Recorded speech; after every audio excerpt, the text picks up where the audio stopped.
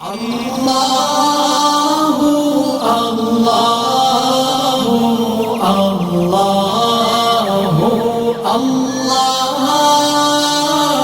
Allahu Allahu Allahu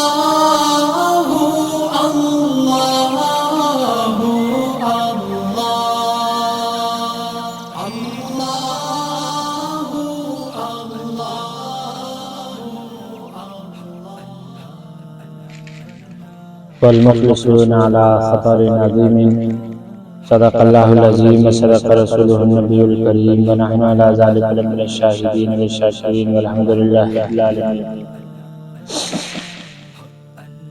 عزیز میرے دوستو بزرگو، نبی کریم صلی اللہ علیہ وسلم کی ایک حدیث کے متعلق باتیں چل رہی ہیں۔ آپ صلی اللہ علیہ وسلم نے اپنے ارشاد میں 4 جملے ارشاد فرمائے ہیں۔ سب سے پہلے، سارے لوگ ہلاک ہیں سوائے علماء کے۔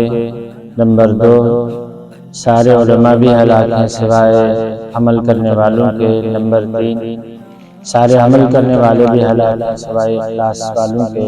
نمبر 4، سارے اخلاص والے بڑے خطرے سے دوچار۔ یہ دراصل 7 جملے ہی نہیں، 4 جملے ہی نہیں، بلکہ نجات کے 4 ذرائع بتائے ہیں۔ باقیوں کے متعلق بات ہوئی ہے، پچھلے نشست میں بھی میں نے عرض کیا تھا۔ اللہ تبارک و تعالیٰ کے نبی صلی اللہ علیہ وسلم نے اس آخری جملے میں فرمایا کہ دیکھو سارے اخلاص والے بھی بڑے خطرے سے ہیں۔ کچھ باتیں میں نے عرض کی ہیں، باقی ماننے باتیں یہ ہے کہ ہم جو ایمان جیسی بڑی اور عظیم دولت لے کے جا رہے ہیں، اس کے پیچھے ڈاکو پڑے ہوئے ہیں۔ شیطان ڈاکو ہے، نفس ڈاکو ہے، 24 گھنٹے خطرے میں رہتے ہیں۔ اچھا، اس میں بعض حضرات کو یہ گمان ہوتا ہے کہ یار ہم تو اللہ والوں کی صحبت میں جاتے ہیں، اللہ کو ذکر کرتے ہیں، یاد کرتے ہیں، قرآن کی تلاوت کرتے ہیں، نماز پڑھتے ہیں، ہمارے پیچھے تو شیطان لگا ہوا نہیں ہوگا۔ ایسی بات نہیں۔ جو جتنا نمازی ہوگا، جو جتنا اخلاص والا ہوگا نا، اس کے پیچھے شیطان اتنی زیادہ تندی اور تیزی کے ساتھ لگا ہوا ہوگا۔ حدیث پاک سے حضور صلی اللہ علیہ وسلم فرماتے ہیں کہ ایک شیطان ہے، اس کا نام ہے اخنس۔ اس کا کام ہے بندے کو نماز سے دور کرنا۔ اول تو وہ کوشش کرتا ہے کہ بندہ نماز ہی نہ پڑھے، اور اگر کوئی انسان نماز پڑھنے میں کامیاب ہو جائے تو دوسرے نمبر پر اس کی کوشش ہوتی ہے کہ وہ وسوسے ڈالے۔ اس کی ابتدا ہوتی ہے وضو سے، وضو کرنے نہیں دے رہا ہوتا ہے، وضو میں اگر کامیاب ہو جائے تو وسوسے ڈالتا ہے، وہاں سے پھر جب آگے چلتا ہے نماز پڑھنے نہیں دیتا، جب نماز پڑھنے میں کامیاب ہو جائے تو وسوسے ڈال دیتا ہے، سب کچھ میں کامیاب ہو جائے تو آخر اس کی کوشش ہوتی ہے کہ اس کے ثواب کو برباد کر دے، اخلاص کو بھی برباد کر دے۔ ہماری کتابوں میں ایک بزرگ کا واقعہ لکھا ہے، عبداللہ المغربی کے نام سے بزرگ گزرے ہیں۔ ان کے متعلق آتا ہے کہ وہ بہت بڑے اللہ والے تھے، لاکھوں ان کے مرید تھے، اور سینکڑوں ان کی خانقاہیں تھی، مدارس، خانقاہیں ان کی نگرانی میں چلے چلے۔ ایک بار اس طرح ہوا کہ اپنے مریدین کے ساتھ وہ کہیں سفر پہ تشریف لے جا رہے تھے، تو جہاں سفر پہ جا رہے ہیں رستے میں کرسچن کی آبادی ہے، جہاں پر چرچ بنے ہوئے ہیں، گھنٹے بج رہے ہیں، اور لوگ ظاہر ہے وہ اپنے مذہب کے حساب سے چل رہے ہیں۔ اس آبادی میں جیسے ہی پہنچے تو وہاں پر ایک کنواں تھا یا چشمہ تھا، پانی کی گھاٹ تھی، بچیاں کچھ وہاں سے پانی بھر رہی تھیں۔ یہ لوگ جیسے وہاں پر پہنچے تو جو حضرت عبداللہ مغربی رحمہ اللہ ہے، ان کی نظر ایک بچی پہ پڑ گئی اور اسی بچی کو دیکھتے رہے۔ مریدین نے ساتھیوں نے بہت کچھ بولا کہ حضرت چلیے چلیے، پر وہ جانے کے لیے تیار نہیں ہوئی۔ کہنے لگے بھائی تم لوگ چلو، میں تو اب اس بچی کو میں نے دیکھا ہے تو اس پہ میرا دل آ گیا ہے، اس کو حاصل کیے بغیر میں نہیں جاؤں۔ اور وہ بچی وہاں کا جو چرچ تھا، اس چرچ کے جو ان کے امام تھے، پادری تھے، ان کی بیٹی نکلی۔ بہرحال پانی بھر کے جب بچیاں چلی گئی تو شیخ صاحب بھی ان کے پیچھے پیچھے چلے گئے۔ گھر پہ جا کر کے ان سے کہا کہ دیکھیے اپنی بچی میرے نکاح میں دے دیں۔ انہوں نے کہا کہ آپ کا رشتہ میں اس وقت کر دوں گا کہ جب آپ میری 2 شرطیں پوری کریں گے۔ ایک شرط، پہلی شرط یہ ہے کہ آپ اسلام کو چھوڑ کر کے نعوذ باللہ دین عیسائیت قبول کر لیں اور زنار باندھ۔ اس زمانے میں زنار عیسائیوں کی علامت ہوتی تھی، ایک پٹا باندھتے تھے۔ اور دوسری شرط یہ ہے کہ 1 سال تک سور چرا۔ شیخ نے بلا توقف بول دیا کہ بھائی میں دونوں شرطیں مجھے قبول ہے، اسلام بھی چھوڑ دیا اور تیرا کلمہ بھی پڑھا، اور اس کے علاوہ 1 سال تک تمہاری سور بھی چراؤں گا، پر مجھے یہ لڑکی چاہیے۔ انہوں نے کہا کہ 1 سال ہو جائے اور اس کے بعد پھر یہ ہے کہ جب تم میری شرطیں پوری کر لو پھر اپنے لڑکی کا رشتہ دوں گا، اس سے پہلے نہیں۔ کہا کہ ٹھیک ہے۔ ساتھیوں سے کہا تم لوگ جاؤ اپنا کام کرو۔ اب وہ جب ان کو بھیجا اور یہ منظر انہوں نے دیکھا، وہ سب زارو قطار ہوئے، بہرحال واپس پڑے۔ یہ لوگ اپنے کاموں میں لگ گئے۔ کافی عرصہ بیتنے کے بعد ایک بار ان کے خلفاء اور مریدین، کچھ مریدین کو خیال آیا کہ چلو بھائی ہمارے شیخ ہیں، ہمارے محسن ہیں، ہم جا کر کے ان کے حال احوال کر لیں کس حالت میں ہیں۔ تو جا کر کے ان سے جب ملاقات ہوئی تو جنگل میں ان کا پوچھا تو انہوں نے اپنا مسلمانوں کا نام چھوڑ کر کے عیسائی نام اپنایا ہوا تھا۔ تو پوچھا، کہنے لگے ہاں وہ ایک جنگل میں سور چرا رہا ہے۔ تو یہ لوگ اس جنگل میں ان کے پیچھے چلے گئے تو دیکھا کہ شیخ صاحب نے وہی جبہ پہنا ہوا ہے جو جبہ پہن کر کے وہ اپنے مریدین کو واعظ و تلقین کرتے تھے، اور وہی عصا ہاتھ میں ہے جس عصا کو لے کر کے منبر پہ کھڑے ہو کر کے خطبہ دیا تھا۔ ان کی یہ حالت اظہار دیکھ کر کے بہت روئے، اللہ تعالیٰ سے دعائیں بھی کی۔ پھر ان کے پاس بیٹھے اور بیٹھنے کے بعد ان سے کچھ باتیں کی تو شیخ صاحب بھی روئے۔ یہ سب مل کے اتنے روئے کہ روایتوں میں آتا ہے کہ وہاں پر جو سور چر رہے تھے وہ بھی ان کے رونے کو دیکھ کر کے وہ بھی رونے لگے۔ ان سے پوچھا کہ حضرت کیا معاملہ ہے، آخر اتنی بڑی تبدیلی کیسے آئی؟ جو چیز میں بتا رہا ہوں اس کو غور سے سنیے گا۔ تو فرمانے لگے بھائی مجھے اور کچھ نہیں پتا، جب اس بستی میں ہم داخل ہوئے تو میرے دل و دماغ میں ایک بات آتی، میں نے کہا یار یہ کتنے کمینے لوگ ہیں، کتنے ذلیل لوگ ہیں، کتنے برے لوگ ہیں، ایک خدا کو چھوڑ کر کے ایک بندے کو خدا کا بیٹا سمجھ کر کے اس کی عبادت، کتنے بے وقوف اور احمق ہیں۔ کہا کہ یہ خیالات میرے دل میں آئے، اتنے میں دوسری طرف سے خیال آیا، اچھا تم کیا سمجھتے ہو اتنا جو مقام تجھے ملا ہے یہ تمہارے کسی عقل مندی کی وجہ سے ہے، تمہارا کوئی کمال ہے، تمہاری کوئی سمجھداری ہے، چلو ہم تم سے ایمان کو چھین لیتے ہیں، تم ذرا روک کے دیکھو۔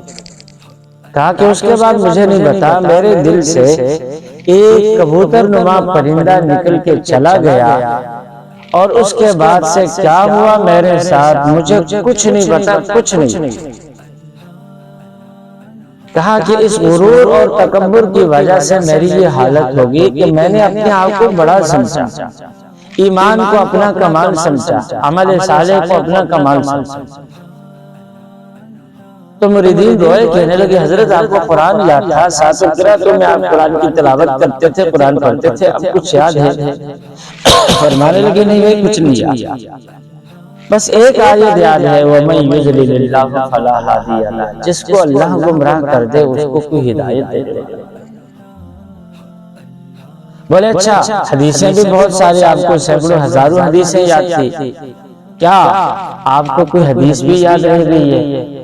فرمانے لگے بس ایک حدیث یاد ہے اور باقی کچھ نہیں یاد، من بدل دینہ فاقتلوہ، جو اپنے دین کو بدل دے اس کو قتل کرو، اس کے علاوہ مجھے کوئی حدیث یاد نہیں۔ تو یہ حضرات پھر روئے، اللہ تبارک و تعالیٰ سے دعائیں مانگی، اور پھر کہنے لگے حضرت کوئی صورت، کہنے لگے بھائی میرے پاس کوئی صورت نہیں۔ یہ حضرات پلٹے، اور جیسے پلٹے تو اپنی جگہ شہر آنے کے لیے رستے میں ایک پانی کا دریا یا ندی پڑتی تھی، وہاں سے جیسے وہاں قریب پہنچے گزرنے کے لیے تو دیکھا کہ شیخ عبداللہ نہا کر کے اس پانی سے باہر ہے، اور اپنے ساتھیوں سے مل کر کے روئے اور کلمہ پڑھا۔ کلمہ پڑھ لینے کے بعد کہا کہ میں تمہارے ساتھ چلتا ہوں، اب تم مجھے کوئی پاک لباس دو، 1 سال سے میں نے کوئی پاک لباس نہیں پہنا، میرا لباس گندا ہو چکا۔ انہوں نے پاک لباس دے دیا، وہی پاک لباس پہن کر اپنے مریدین کے ساتھ اپنی خانقاہ پہنچے۔ اس لڑکی کو جیسے ہی پتا چلا تو اس نے بھی اپنے باپ کا گھر چھوڑا، وہ بھی مسلمان ہو کر کے کلمہ پڑھ کے خانقاہ پہنچی۔ کہا کہ دیکھو تم نے اپنے میرے کو پانے کے لیے اپنا مذہب چھوڑا تھا، اپنے مقام کو چھوڑا تھا، اب تمہاری محبت میرے دل میں اتنی آ چکی ہے کہ میں نے اپنا مذہب چھوڑا، اپنے باپ کا گھر چھوڑا، میں بھی مسلمان ہوتی ہوں، اب مجھے قبول۔ انہوں نے کہا کہ دیکھو ہمارے اوپر اتنی بڑی آزمائش آئی صرف تمہیں دنیا میں پانے کے لیے، اب نکاح کا خطبہ پڑھ کے نکاح پڑھ لیتے ہیں، لیکن ہماری میاں بیوی کا جو ہمارا تعلق ہے وہ دنیا میں نہیں ہوگا، مرنے کے بعد آخرت میں ہوگا۔ تم بھی خانقاہ میں رہو، اللہ اللہ کرو، میں بھی ساری زندگی اللہ اللہ کروں گا، آج کے بعد سے دنیا کی کوئی لذت نہیں ہے۔ تو دوستو بتانے کا مقصد یہ ہے، ہم لوگ ذکر کی مجلس میں آئے، ذکر کر لیں، معمولات کی پابندی کر لیں، سب کچھ کر لینے کے بعد یوں سمجھ لیں کہ یار اب تو ہم کامیاب ہو گئے ہیں، اب تو ہم ہر حال میں جنت چلے جائیں گے، اللہ ہم سے راضی ہو گیا، جنت کی ٹکٹ ہمارے ہاتھ میں مل گئی، یہ ہماری شیطان پیچھے لگا ہوا ہے، کسی بھی وقت ذرا سا غرور کروا دے، ذرا سا تکبر کروا دے، ذرا سے ہم سے ہماری نیت کو کھوٹا کر دے، تو ہمارا جو کچھ کیا کرا ہے وہ سارے کا سارا دھرے کا دھرا رہتا ہے۔ بڑے سے بڑے آدمی کو بھی یہ خطرہ ہے، چھوٹے سے چھوٹے آدمی کو بھی یہ خطرہ ہے۔ اس لیے ہمارے بزرگ حضرات فرمایا کرتے تھے، حضرت مجدد الفسانی رحمہ اللہ کا قول ہے، فرماتے تھے کہ دیکھو میں ساری زندگی ایک کافر زندگی کو بھی اپنے سے بہتر سمجھتا ہوں، معلوم نہیں میرا خاتمہ ایمان کے بغیر ہو جائے اور اس کو خاتمہ بالخیر نصیب ہو جائے، ایمان کا خاتمہ نصیب ہو جائے۔ بزرگوں کا واقعہ ذکر ہے، حضرت باقی باللہ کے متعلق زیادہ تر مشہور ہے۔ فرماتے ہیں کہ ایک بار وہ بازار سے گزر رہے تھے تو ایک دکاندار نے ان کو دیکھ کر کے مذاق اڑاتے ہوئے کہا کہ مولوی صاحب یہ بتاؤ کہ تمہاری داڑھی اچھی ہے یا میرے بکرے کی؟ ایک بکرا پڑا ہوا تھا، کہنے لگے میرے بکرے کی داڑھی اچھی ہے یا تمہاری؟ فرمانے لگے بھائی میرے سامنے ایک گھاٹی ہے، اس گھاٹی کو پار کیے بغیر میں اس کا جواب نہیں دے سکتا، اگر اس گھاٹی کو ایمان کے ساتھ میں نے پار کر لیا تو پھر تو میری داڑھی بہتر ہوگی تیرے بکرے کی داڑھی سے، اور اگر اس گھاٹی کو ایمان کے بغیر مجھے پار کرنا پڑا تو پھر تیرے بکرے کی داڑھی میری داڑھی سے بہتر ہے، یہ داڑھی کسی کام کی نہیں ہے۔ انتقال ہوا، اتفاق سے جنازہ اسی بازار سے جب گزرا تو وہ دکاندار اسی دکان پہ بیٹھا ہوا تھا، تو جنازے سے آواز آئی، اے میرے دکاندار بھائی، تو نے مجھ سے سوال کیا تھا کہ تیری داڑھی اچھی ہے یا بکرے کی داڑھی، تو آج اللہ کا کرم ہے، میرے مولا کا شکر ہے، میرا خاتمہ ایمان پر ہو گیا ہے، تو میری داڑھی تیرے بکرے کی داڑھی سے بہتر۔ تو دوستو بات یہ ہے، ہم ساری زندگی ذکر و اذکار میں بھی گزارتے، مراقبوں میں گزارتے، اعمال کی پابندی کر کے گزارتے، لیکن اللہ کا اگر فضل نصیب نہیں ہوا نا، خاتمہ ایمان پر نہیں ہوا، تو ہماری یہ محنت رائے۔ تو اس لیے ایک تو دنیا میں ڈاکو پڑا ہوا ہے پیچھے شیطان اور نفس، ہمیشہ اس کوشش میں لگے رہتے ہیں کہ کسی طرح سے ایمان کی دولت کو ہم سے چھین۔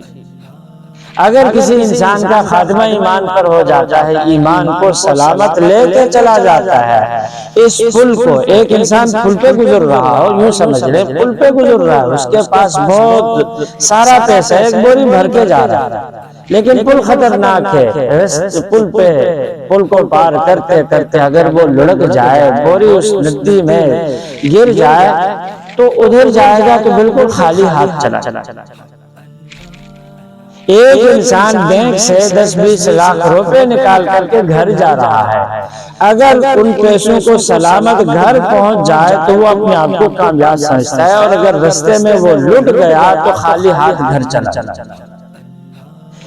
ہم اور آپ جو اس دنیا کے پل سے، زندگی کے پل سے جا رہے ہیں، تو موت کا پل ہمارے سامنے ہے، اللہ اور ہمارے بیچ میں ہے۔ اگر ایمان کا خزانہ لے کر کے ہم موت کے پل کو پار کر گئے تو یقین جانیے ہم کامیاب، اور اگر ایمان کے خزانے کو ہم ادھر چھوڑ کر کے چلے گئے، ایمان سے پہلے ہی دنیا میں ایمان سے یہ محروم ہو گئے، موت سے پہلے تو میرے دوستو خالی ہاتھ چلے گئے۔ جتنی کاوشیں ہو رہی ہیں ذکر کی، اللہ والوں کی صحبت کی، نیک اعمال کی، یہ ساری کی ساری کاوشیں کس چیز کے لیے ہے؟ تاکہ ہم سلامتی کے ساتھ ایمان کو لے لیتے چلے جائیں۔ قرآن کریم میں بھی ہے، یا ایھا الذین آمنوا اتقوا اللہ وکونوا مع الصادقین، ایمان والو اللہ سے ڈرو اور سچوں کے ساتھ ہو جاؤ۔